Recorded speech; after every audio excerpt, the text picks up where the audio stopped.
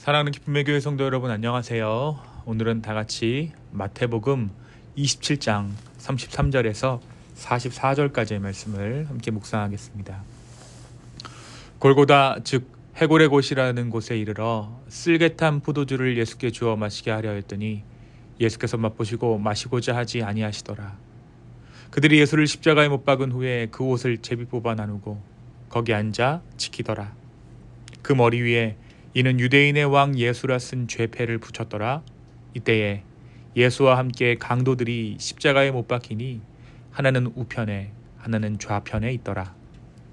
지나가는 자들은 자기 머리를 흔들며 예수를 모욕하며 이르되 성전을 헐고 사흘에 짓는 자여, 너가 만일 하나님의 아들이거든 자기를 구원하고 십자가에서 내려오라 하며, 그와 같이 대제사장들도 서기관들과 장로들과 함께 희롱하여 이르되 그가 남은 구원하였을 때 자기는 구원할 수 없도다.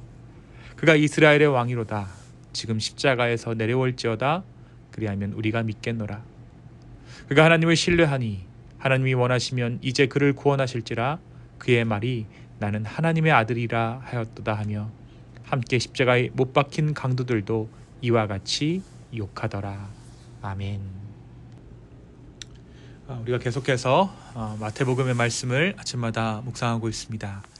이제 얼마 남지 않은 마태복음의 말씀인데요. 우리가 어제 묵상했던 말씀에서 우리가 베드로가 예수님을 부인한 사건을 함께 나누었죠. 이 베드로의 예수님을 부인한 이 사건은 사람이 얼마나 쉽게 두려움 앞에서 그 믿음이 무너질 수 있는지를 보여주었습니다.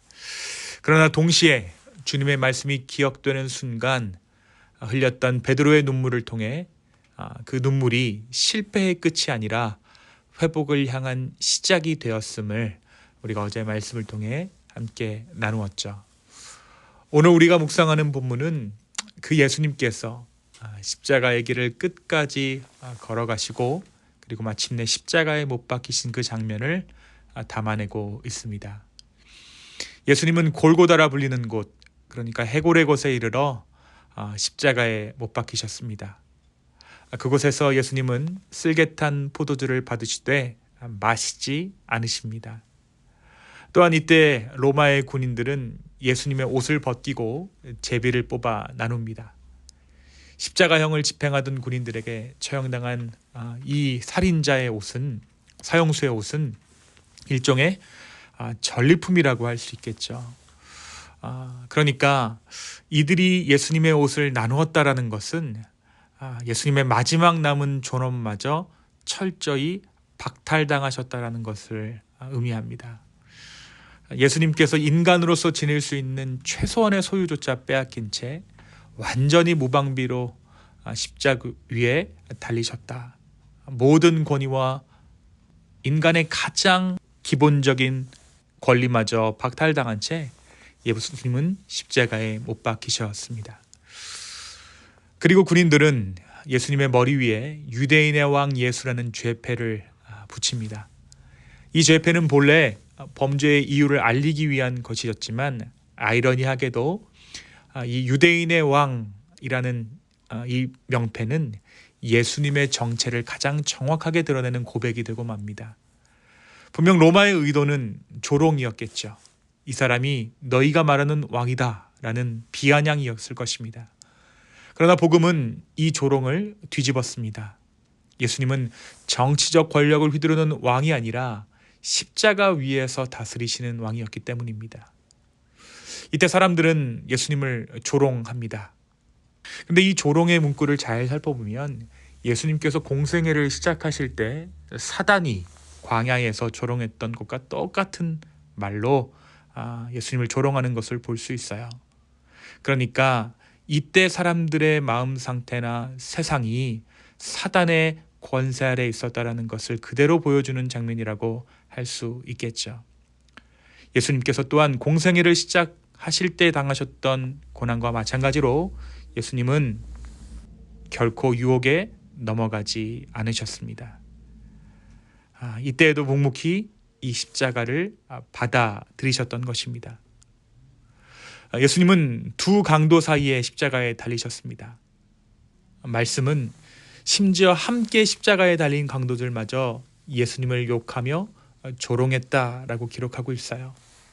이 장면은 예수님께서 완전히 홀로 남겨진 상태에서 고난을 감당하고 계셨음을 보여줍니다. 인간의 배신과 조롱, 무주와 폭력이 한데 모인 자리에서 예수님은 변명 없이 침묵으로 십자가를 지고 그 길에 순종하셨습니다. 이 침묵은 패배의 침묵이 아니라 하나님의 뜻에 자신을 온전히 내어드리는 순종의 침묵이었습니다. 사랑하는 성도 여러분, 오늘 이 말씀은 우리에게 무엇을 말해주고 있습니까? 오늘 우리가 나눈 마태복음 27장 33절에서 44절까지의 말씀은 예수님의 십자가가 단지 육체적 고통의 장소가 아니라 사람의 죄와 조롱, 그리고 하나님의 사랑이 정면으로 맞부딪히는 자리임을 보여주고 있습니다. 어제 묵상했던 본문에서 베드로가 두려움 앞에서 예수님을 부인했던 그 순간과 정확히 대조되는 것이 오늘 본문의 말씀이라고 할 수 있죠. 베드로는 두려움 앞에서 예수님을 부인했지만 예수님은 모든 조롱과 고통 앞에서도 끝까지 물러서지 않으셨습니다. 그리고 실패한 제자들과 조롱하는 세상을 향해 구원의 길을 활짝 여셨습니다. 여러분, 이 말씀은 우리에게 중요한 사실 하나를 분명히 말해주고 있어요. 우리는 인간으로서 연약함과 한계를 지닌 어쩔 수 없는 죄인입니다. 다시 말하면 베드로와 같은 존재예요. 동시에 우리는 주님의 무언가를 기대할 수 있는 존재가 되었습니다. 예수님의 순종으로 베드로였던 우리가 하나님의 무언가를, 하나님의 열매를 기대할 수 있는 존재가 되었다라는 거예요. 다시 말해 우리의 연약함에도 불구하고, 아니 바로 그 연약함 한가운데서 우리가 주님 앞에 기도하며 나아갈 때 우리는 감히 우리의 삶 가운데 하나님의 열매를 기대할 수 있게 되었습니다. 이것이 바로 예수님께서 십자가를 지신 이유이며 그 십자가로 인해 우리에게 주어진 가장 큰 선물입니다. 사랑하는 여러분, 십자가는 우리를 정죄하는 자리가 아니라 소망을 허락하는 자리입니다.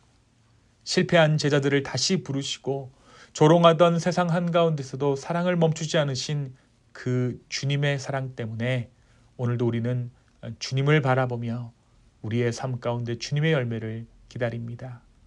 본래는 죄의 열매밖에 맺을 수 없는 우리를 부르셔서 주님의 열매를 기대케 하시고 마침내 맺게 하시는 그 주님을 더욱더 의지하는 저와 여러분 되기를 예수님의 이름으로 축원합니다. 두 번째로 오늘 말씀은 우리에게 결국 진리는 드러난다라는 사실을 말해주고 있습니다. 로마 군인들이 예수님의 머리 위에 붙인 명패에는 이렇게 적혀 있었습니다. 유대인의 왕 예수.